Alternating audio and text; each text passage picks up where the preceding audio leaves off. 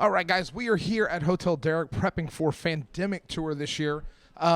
This is John. He is the CEO of Fandemic Tour. He is the guy that makes all of this happen. He's the one that brings in all this great talent, all the people that we want to see, that we want to hook up with, that we want to see all these great things happen over there. So, John, first thing we were curious about, 2017 Harvey hits. Fandemic has to get canceled. What made you want to bring it back to Houston? Was there that much demand coming back? Well, first of all, you had to bring it back. First of all, unfortunately, when Harvey hit, it's the first thing that gave our company real credibility here in Houston, because the day that we found out that the NRG Center was an evacuee center and we had to cancel the show, we returned everyone's money that day. So people knew that we were a stand-up, legitimate company, not like some other companies that were here in town before me.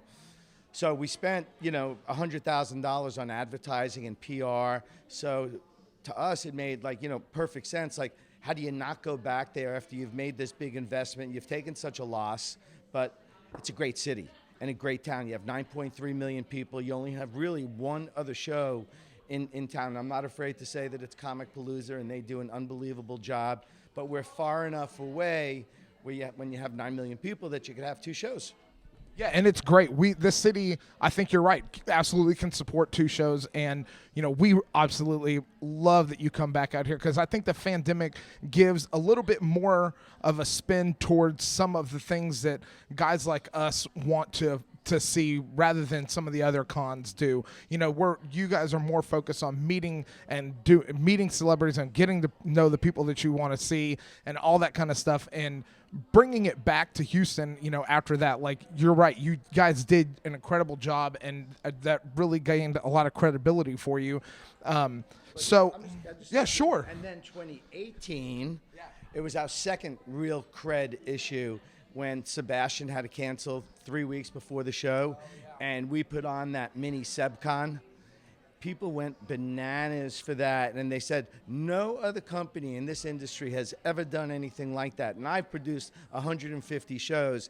It's really the first time I've ever done it, and it turned out to be like, people were so appreciative. I've never read comments after a show that were, best show, can't believe the way they run a show.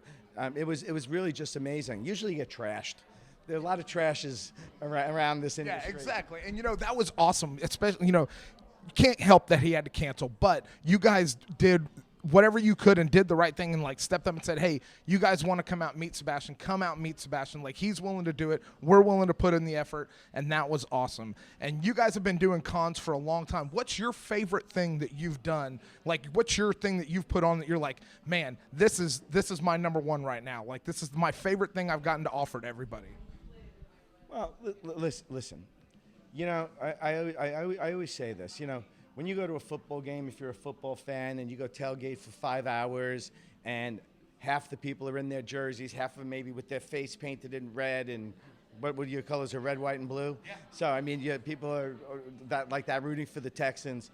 We've got the same fan who's there 3 or 4 hours before the event opens, that's in either dress up or not dress up, standing online, and because they're passionate fans about something other than sports. They're passionate about the movies and TV and horror and sci-fi and superheroes. So why not? Yeah, why not? So how do you go about when you're setting up a con and you're setting up Fandemic and the Fandemic Tour and all this stuff? What is your first thought, your first thought into your head, okay, Fandemic 2019's over, we're looking Fandemic 2020, your first thought is, this is the guy we're going to go after? Or is it more like, hey, we just want to get all the best people that we can possibly get? Listen, I was just telling someone from the bucket list, listen, if you could get Harrison Ford or Robert Downey, that's who you want to get. But, the Hemsworths and the Evans, they're buddies of mine. Their filming schedules, unfortunately, did not allow them to come. They're going to a different con this year because of filming. There are powerhouses in this industry. Gal Gadot would be, one that would blow everyone away. There's so many that are, right up there. The state of Texas has got a lot of different shows. So we're trying to give everybody the best possible show that we could give them on a weekend where there's 5 other shows going on. So let's talk about you personally for a second, because I just want to shift it off of Fandemic a little. Therapy. I'm just curious, what makes a man like you say, this is what I want to do? I want to start a Comic Con, for lack of a better term. I want to start a con and bring it around to people and show them all the things that they love and put it right in front of them. So I think better than starting a con. I was a clothing manufacturer for 35 years. I retired in 2009. And by the end of 2009, my wife and my 5 kids sat me around the round table and said, "We're really happy you're retired. You're out the door. You can't stay home anymore." At the time, a friend of mine invested in a live event company that I became the CEO of. And it turned out I loved it. I loved it. You see thousands of people walking around happy, not miserable like they are in the clothing business. And I just loved it. So do I want to do just Comic-Cons? No, I want to do an array of different. I want to do chalk and beer events. I want to do comic and beer events. I want to do other live events that will bring people together that like to have fun, like to have a good time, that are good people.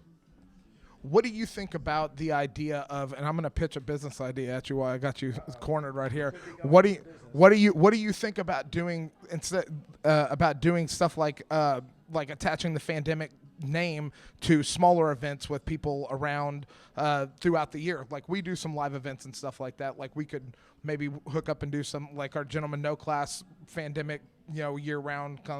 That way it keeps that name in people's head all year. I'm going to tell you what I tell everybody.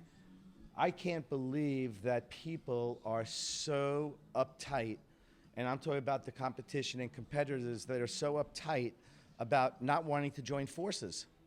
I mean, I can't get over there, whether it's their egos, whether they're just so insulated in a box. The more of us that could join forces together, we'll get rid of the shows that are not good. We'll make the industry stronger, and it'll be better for everybody. Put your egos on the side, guys, and let's go out there and do this together. And it'll be better for the fans, better for the promoters, better for everyone. I agree. So what in your mind sets Fandemic apart from all the other cons that are out there? I think we provide the fan really good talent, good panels, good vendors. We really run a really good show. We have great line control. We know what we're doing. I mean, 150 shows later, if I don't know what I'm doing, just like put a bullet in my head and see you later. And my staff, I will tell you, my staff is top notch. I've done over 100 shows with every single person that's coming to this show that's working with me. That's awesome. John, I think that's all the questions that we've got for tonight. We really appreciate you hanging out with us, getting some FaceTime with the camera for us there. And we'll see you. I know you didn't notice it there, but thank you so much. We will see you the 18th through the 20th, NRG Center, Fandemic Tour 2019. Fandemictour.com, buy your tickets. Also, don't forget, tonight's Twitter party, 8 o'clock. We'll be on it. We'll be tweeting all night. All right. Take care, guys. Bye, everyone.